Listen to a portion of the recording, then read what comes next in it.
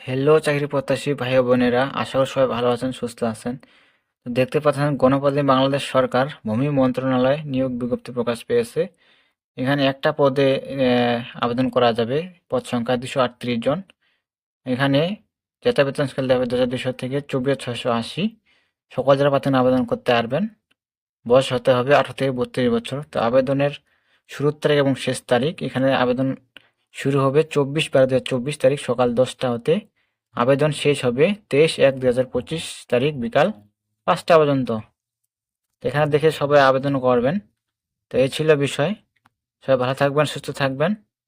আর অবশ্যই চ্যানেলটিকে সাবস্ক্রাইব এবং ফেসবুক পেজ থেকে দেখলে অবশ্যই ফলো এবং লাইক দিয়ে সাথে থাকবেন।